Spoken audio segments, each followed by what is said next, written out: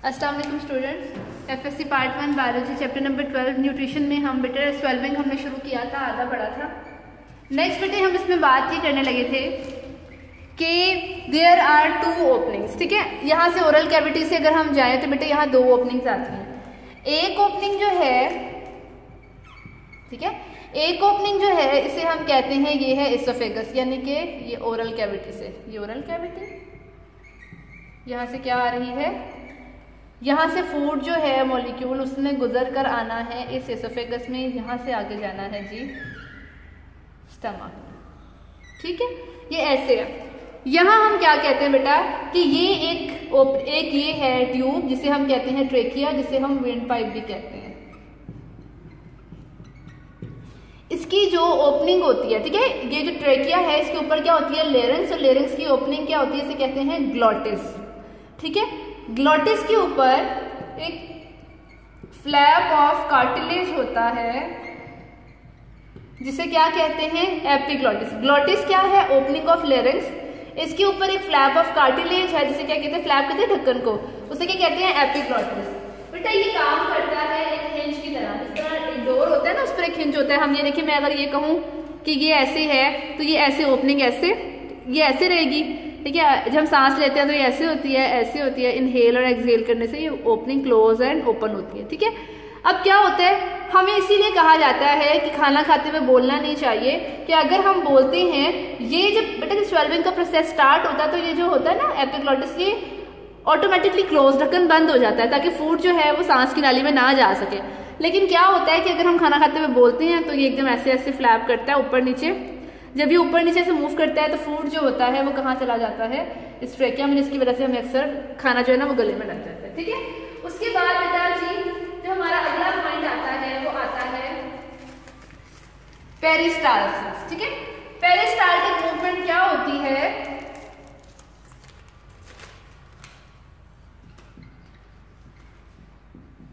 Peristalsis क्या है बेटा, वेव ऑफ कॉन्ट्रैक्शन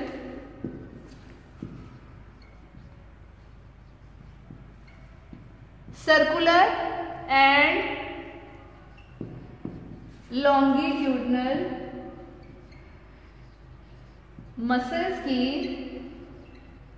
जिसकी वजह से वेव ऑफ रिलैक्सेशन और कॉन्ट्रैक्शन प्रोड्यूस होती है इन मसल्स की वजह से, जिसकी वजह से फूड डाउनवर्ड मूव करता है। पेरिस्टाल्सिस क्या है, पेरिस्टाल्टिक एक्टिविटी ये है कि फूड का ओरल कैविटी से एसोफेगस में आना, एसोफेगस से कहाँ जाना, स्टमक में आना, स्टमक से small intestine, then large intestine, और फिर बॉडी से बाहर एलिमिनेट हो जाना। ये क्या है पेरिस्टाल्टिक एक्टिविटी। अब बेटे हम ये कहते हैं कि ये जो पेरिस्टाल्सिस है इस पर ग्रेविटी एक्ट करती है और फूड जो है ना वो डाउनवर्ड मूव करता है इसकी वजह से। इसके ऑपोजिट एक टर्म यूज होती है जिसे हम कहते हैं एंटी पेरिस्टाल्सिस।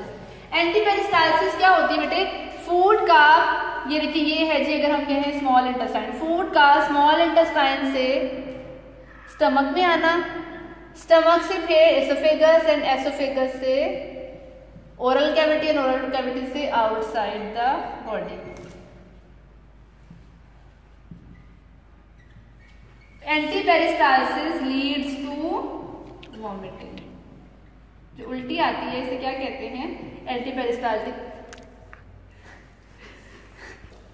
अच्छा बेटे ये एक आपका साइड पैच है, इसमें है हंगर पैंग लिखी हुई है टर्म। ये क्या होती है बेटा, ये पेरिस्टाल्टिक कॉन्ट्रैक्शंस होती हैं।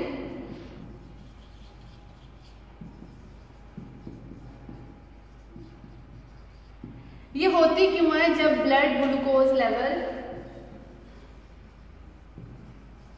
लो हो जाता है।